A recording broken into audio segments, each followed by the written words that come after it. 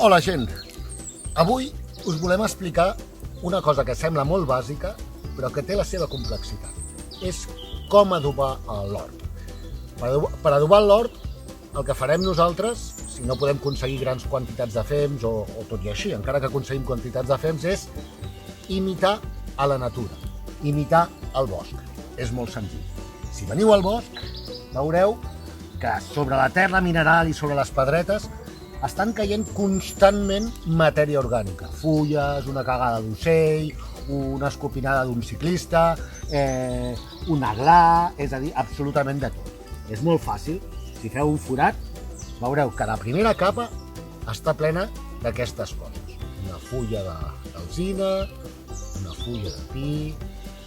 Veureu que una mica més a sota ja no distingius aquests elements, però la terra és d'un negre fosc, interessant. I el més important de tots, oloreu.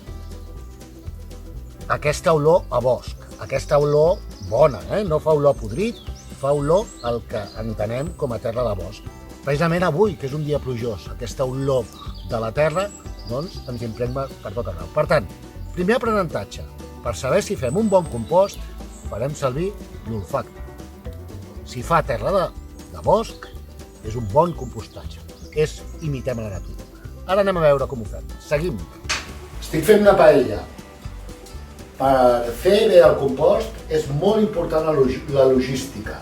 A partir d'ara, si volem fer compost bo i de qualitat, no podem tirar res de matèria orgànica. Un lloc que surt molta matèria orgànica? La cuina. Aquí teniu tots els restos de porqueries que he fet servir per fer la paella. Cebes, panades, alls tendres, cues de mongeta, de tot una mica. Us recomano això, una petita ulleta a la cuina per no fer viatges cada 2x3 a la pila de compostatge i anar recollint tot. Després ho portarem i seguirem veient com va. Molt important la logística. Una ulleta o un test als llocs on generem matèria orgànica per poder-ho aprofitar tot. A pagès no es tira res. El jardí també és una font molt important de matèria orgànica, que no hem de menysprear. El jardí, el balcó, el que tingueu. Molt important. De fet, al contrari de la resta de residus, com els plàstics i els envasos, que hauríem de reduir-los, en el cas de la matèria orgànica, quan més en generem, millor. Perquè això és una matèria prima per fer el nostre estimat compostatge. Val tot. Herbes, branquillons, com aquest. Tot. També podeu aprofitar les flors seques. Totes les flors seques, tot el que faci no és al jardí, cap al compostatge. Igual que a la cuina teníem una cassoleta per posar la matèria orgànica i no fer tants viatges, al jardí podem tindre un test. I el anem omplint. Quan tinguem una mica ple, ho portem a la pila. Seguim. Ara us explicaré el sistema que fem servir amb 3 munts. D'acord? Comencem pel primer. El primer encara no serveix per fer compostatge, sinó serveix simplement per acumular material. Material, ja hem explicat, de la cuina, del jardí, de l'hort. Si hi ha branquetes, les trinxem tant com sigui possible. Hi ha mala herba. Mireu, una carbassa que se'n va podrir que vaig treure les llavors, també, al composter. Peles de llimona, al composter. Closques d'ou, al composter.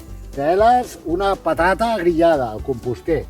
Tot, fins i tot hi ha pèls de persona que vam pelar l'altre dia, també, tot al composter. Veureu que a l'interior comença a estar calent. Això és que ha començat el procés de compostatge, però no ens preocupem. De moment aquí intentem acumular gran quantitat de matèria orgànica, de tota mena. Intenteu evitar plats cuinats, perquè criden les rates, però tot el que no sigui això, de tot, insisteixo. Herbes. Si agafeu herbes, intenteu treure-les abans que facin llavor, perquè si no les llavoretes quedaran a dins del composter i malgrat que després veureu que fem un procés de desinfectació natural, tot i així sempre queden. Per tant, herbetes, abans que floreixin al composter. Tot, trossets de fusta mig podrits, també, sense mania. Veureu que també tiro una miqueta de cendra de la llar de foc, no molta, però una miqueta, també, cap a dins, tot, Gespa, això és gespa. També, al composter. La carbassa que us he dit. Tot, Tot, i la intenció és intentar fer una gran pila de matèria orgànica. Molt bé, una cosa important, els 3 munts són simultanis, és a dir, per una banda tenim aquell que estem tirant totes les restes orgàniques, sempre, full time, sempre al primer piló anem tirant. I per l'altre, quan aquell sigui ple i tinguem molta matèria orgànica i ja ens haguem acabat el tercer, que ara veureu, el que farem és el que està passant aquí dins, que és tancar-lo i deixar-lo reposar. És a dir, quan tinguem una acumulació molt gran i a la tercera pila ja haguem recollit tot el que hem de recollir, és moment de tancar-lo. Què farem? Doncs, aleshores, remenem bé tota la matèria orgànica acumulada.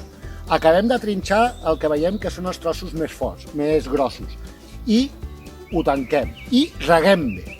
Què passarà? Bé, hi haurà trossos que ja s'hauran començat a compostar, hi haurà trossos que tot just començaran, i serà un moment també per recollir fulles i tot el que puguem. Quan ho tanquem, el que hi haurà és un procés bacteriològic molt important i tots els bitxos començaran, totes les bactèries, tot el bestiar que hi ha aquí dit, començarà a actuar a menjar-se la matèria orgànica. I aleshores hi haurà un creixement de la calor molt important perquè l'activitat microbiana és frenètica. Si teniu un termòmetre d'aquests, que són pels composters, el poseu i veureu que arriba als 70 graus. Això és molt interessant i si ho aconseguiu, el que fareu a més de crear un bon compost és desinfectar aquesta terra, cosa molt important. Un cop passat el procés de calentament, que és molt bèstia, inclús si poseu la mà podeu veure que arriba a cremar, això calmarà i apareixeran els fongs. Veureu que es fa com un tel blanc. És important, si teniu temps, si no ho feu no passa res, però si voleu ser perfectes, un cop passat això ho podríeu tornar a remenar perquè torni a passar el primer procés i es torni a calentar. I de nou passaria exactament el mateix. Un cop passat de nou aquest període de calor tornaran a aparèixer els fongs, que els fongs també col·laboraran a destruir-ho tot i a transformar la matèria orgànica en matèria mineral. I, per últim, veureu que comencen a aparèixer bitxets, especialment cucs de terra i molts insectes, que acabaran de menjar-se tota la matèria orgànica i fer un producte excel·lent, que és la versió accelerada del que passa al bosc, com us ensenyava abans. Molt bé, i per últim anem a parlar del tercer munt. El tercer munt és que el procés ja s'ha acabat. Per tant, ja veieu que aquí tenim terra.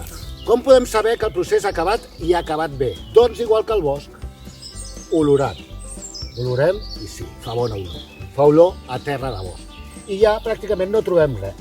Sí que és cert que encara hi ha trossets com blanquetes que no havia trinxat prou bé i que simplement el que farem és les coses que veiem que es reconeixen, que no és terra i les reconeixem, les tornarem a la primera pila, que ja us he dit que eren simultànies. Insisteixo que és simultani i va rotant. Quan ens acabem aquesta terra per portar-la a l'hort, al jardí o per lo que vulguem, aquí ja no hi haurà res, tancarem la primera pila, aquí ens disposarem a tirar coses i la del mig l'obrirem i recollirem.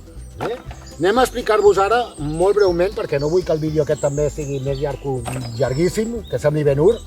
El que farem és com recollim i com acabem de polir una miqueta aquesta terra tan i tan bona, ecològica, boníssima i casolada. Veieu? Posem aquí, surten trossets grans, un cabàs i amb una caixa, que a pagès no tirem res i ho aprofitem tot, filtrem. Aquí tenim la terra bona i aquí trossets grans que tornen al primer munt i ja es descomposaran. Insisteixo, els he portat a l'altre. I aquí tenim el producte més preuat, el compost casolà. Una meravella. Seguiu-nos